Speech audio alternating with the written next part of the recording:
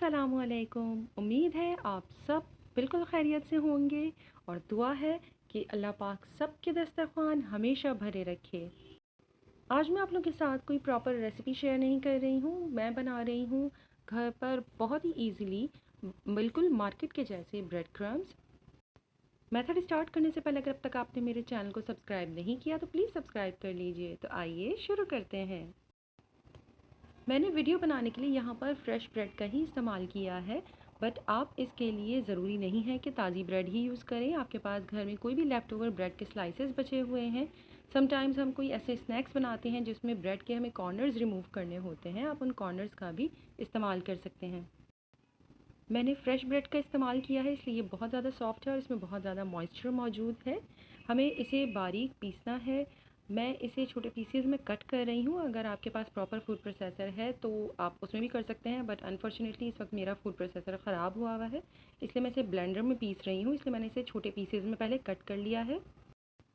आपको जिस तरह के ब्रेड क्रम्स पसंद है आप इसे इस तरह का ही पीस लें। अगर आपको बिल्कुल फ़ाइन पाउडर चाहिए तो इसे बिल्कुल बारीक पीस लें, अदरवाइज़ मार्केट में जिस तरह से मोटा क्रम्ब मिलता है आप उस तरह से भी इसे पल्स का बटन दबा दबा कर क्रम्बल शेप में पीस सकते हैं, जिससे ये ज़्यादा फ़ाइन नहीं होगा। इसके बाद मैंने इस क्रम्ब को फ्राई पैन में शिफ्ट कर दिया है और इसे मैं बहुत स्लो फ्लेम के ऊपर मुस्तकिल चलाते हुए ड्राई रोस्ट कर रही हूँ, ताकि इसके अंदर जितना भी मॉइस्चर है वो ख़त्म हो जाए। फ्लेम को ज़्यादा तेज़ नहीं करना है, जिसकी वजह से इसका कलर ख़राब हो सकता है।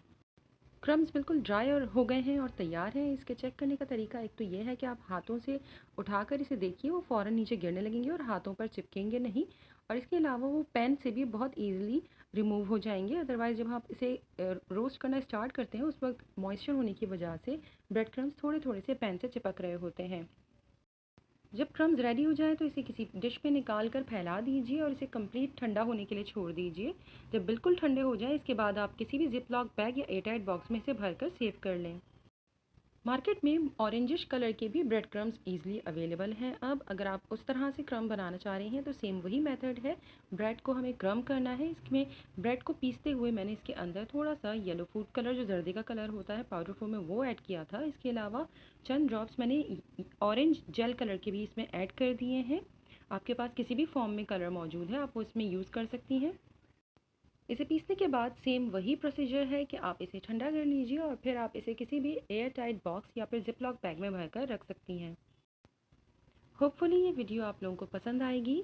अगर आप लोगों को ये वीडियो पसंद आए तो प्लीज़ लाइक शेयर कमेंट कीजिएगा और मेरे चैनल को सब्सक्राइब करना मत भूलिएगा। अपना और अपनों का बहुत ख्याल रखें। अल्लाह हाफिज़।